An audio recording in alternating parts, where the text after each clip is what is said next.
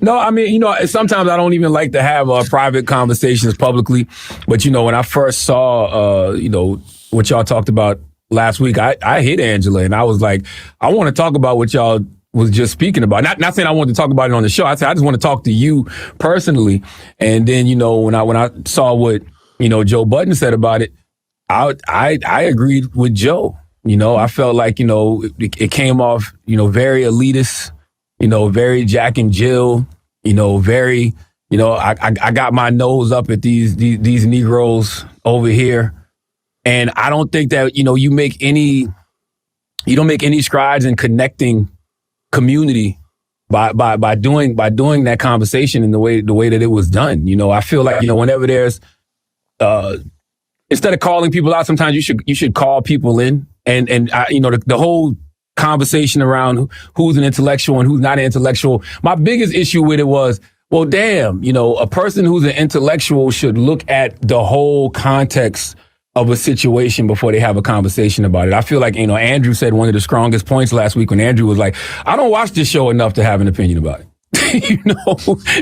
And then he said, but I trust Marc, being Marc to be in spaces where, he knows he needs to be in. And as I'm listening to the convo, I told Angela that even when she told me that y'all wanted to talk about it, it came up as a topic of discussion. I said, well, make sure you watch the whole thing in context before you just watch a clip of it and then, speak on it for the next 20 or 30 minutes. Because to me, that's what an intellectual should do, right? Like that's what an intelligent person should do. An intelligent person should get the whole context of something before they comment on it, instead of watching like 2 or 3 minutes of something and then actually taking the clip out of context. Because if you watch the clip in context, Marc was actually wrong. If there's a right or wrong in the situation, Marc was actually the one who was wrong in that situation, so much so that he even came back and apologized, the next week. And the conversation just kind of made me feel a way like, damn, like that's how we look at each other as Black people. Can I ask, Tiff, I want you to go here because this is Tiff's conversation, but I do want to. No, but this was Tiff's idea. Tiff is ready to claim that, and we're fine. We all weighed in. We all said what we said. Okay, guys. I'm sorry. I want to make sure people know what this is in regards to. This is still that conversation about Joe Budden podcast. Congratulations to the Native Pod, man. Congratulations to, I want to congratulate Charlamagne the God. Because Charlamagne the God, this is great. Your Black Effect podcast, part of the iHeart Network. And this is your show. Native Pod is his show. They work on his network. So, come on, guys. Like, Marc Lamont Hill cares about Palestinians. It has been Gaza. He lost a job over it. He care about that for years. And the fact he's on the biggest podcast, the biggest Black urban podcast, and he gets to voice that, and you're upset because they didn't have the right reaction. Shit, he got to voice it. His mic wasn't cut. What are you even talking about, Angela and Tiffany? He got to voice it. He wasn't demoted. He wasn't kicked off the air. He wasn't fired. I don't even know what the conversation is about because they didn't have the reaction that you thought they should have, which is maybe have a 60-minute discussion. And for the record, fam, if you really care about a guy, you put money in his pocket. I'm sorry, I got a conspiracy head. My head's full of conspiracies, and I'm thinking, why is there such a thing? Native Land Pod was dead man walking. I thought Native Pod had disbanded. I didn't even know they were still doing podcasts, and here they go. They got viral, and now all their views are up because they called out the Joe Budden podcast. And why come it can't be just seen as that? There are critics of mine, and whenever I call out a politician, elected official, who I feel is full of shit, I get comments that I'm only doing it for clout. Why isn't the Native Land Pod? Why aren't they criticized as doing this only for clout themselves? Even Charlamagne the guy had to come on here and talk about it. I mean, they're giving this thing some legs, Johnson, and here I am, only helping. Yeah, and Charlamagne the guy, buzzwords. He to call people in instead of out. Oh, isn't that sweet? Who told you that one? Angela? Angela Rye gave that one to use? Yeah, that sounds authentic. That sounds like regular language you be using on the block, Charlamagne. Listen, man, I always looked at this as this is a play for viewership. And Joe Budden's smart, too. The argument that took place between Marc Lamont Hill and Queens Phillip on the Joe Budden podcast was good for business. It helps Joe Budden's podcast do well, continue to be the #1 podcast for Black America in the world. And if you can call them out and they respond, Joe Budden threw them the biggest alley-oop in history. And I just look at it that way. That's how I say it, because that's what happens. That's the actual black effect. The black effect is they called out the biggest podcast in the world for Black Americans, and then they get a response, and it's been a back and forth.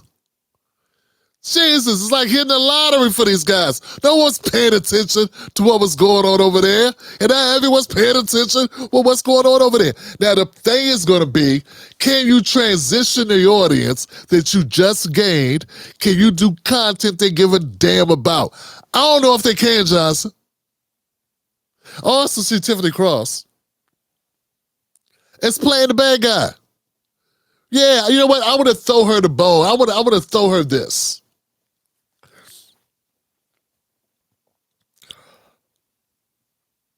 I think that Tiffany Cross naturally has some very abrasive points of view. I've been firsthand witness of her pettiness and her meanness. But I also feel like they leaned into it a bit and let her play the heavy.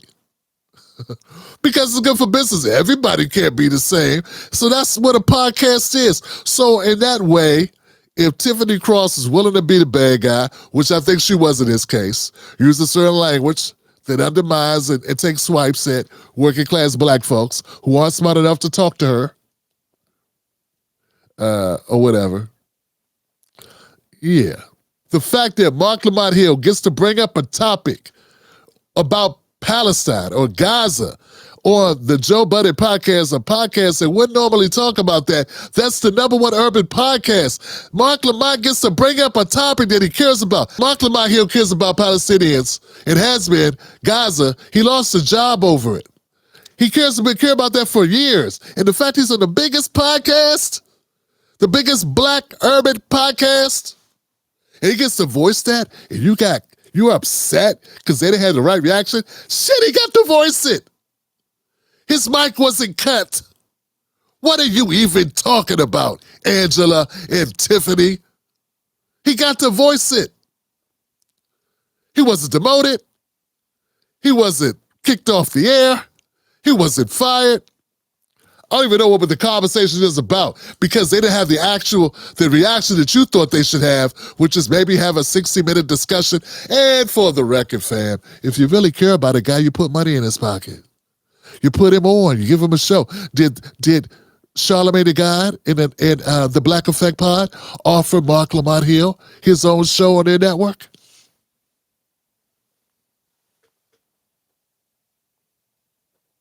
Where's my crickets?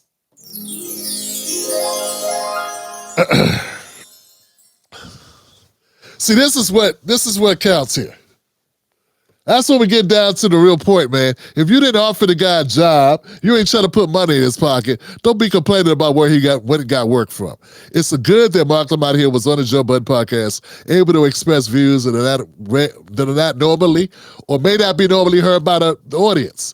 He's able to bring a different point of view. And I think that should be celebrated and congratulated, not hated and discredited and shitted on the people at the podcast. So let Joe Budden's podcast be Joe Budden's podcast. The whole beauty of it is have Marc talk to people and open their eyes to certain other points of view and just have a different kind of voice. And that makes this a win. But also congratulations to Native Land Pod of being smart and playing media games and pretending to be outraged about something that was not outrageous.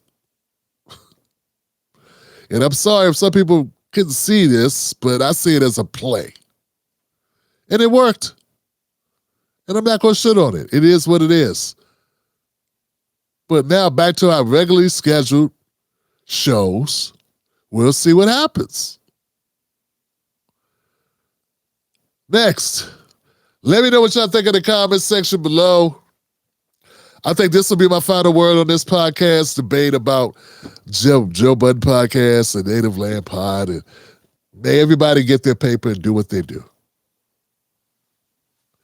It's good to get views, but can you keep them? And we'll see what happens. Marc Lamont Hill is a 45-year-old man with a couple of degrees. And I think if he didn't like being a place, he could articulate that. He really didn't need all of those Captain Saver marks to run into the burning building to get him out of his a pretty sure well-compensated job that he was given, that has done nothing but raise his profile and put money in his pocket and enabled him to make more money in the future going forward. That's how I see it. DeAndre, what are those? I can't make out DeAndre's emoticons here. What is that? What's this right here? Oh, crickets. I'm just saying, man, but to me, it's like obvious play. And look, this is a media game, so I'm not knocking them. You know, I cover content that I think people want to watch as well. So I'm not knocking them for doing that. But damn it, Jansen, people are dragging this out. I saw FT Signifier just commented on this shit. I see people still talk about it. I'm like, damn, this thing's getting legs. And all it was a podcast, basically obscure, talking about the biggest podcast in the world for Black Americans and shitting on it. In the guise of saving Marc when he don't want to be saved. Saving Marc from what? You know what I'm saying? Saving Marc from what? Saving Marc from what? It seems self-serving to me, fam. That's all. I'm not knocking them for getting play on their podcasts. But I've got to call a thing, and I got to say how I feel and how it looks.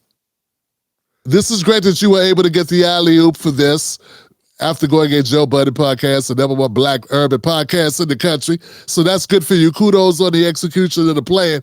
Now the true test will be, what will you do with the audience? Can you maintain their viewership? And I don't think kissing Democratic Party ass is going to get it done. One of you guys is going to have to be willing to call out the Democratic Party. And since I don't think any of you will adequately do that, it's not going to work for you. Yeah, it's just not going to work. You don't have any opposing voice on your podcast. You cover too much politics, and you all have the same point of view. And Bakari, Bakari's dope in his advocacy for Democrats.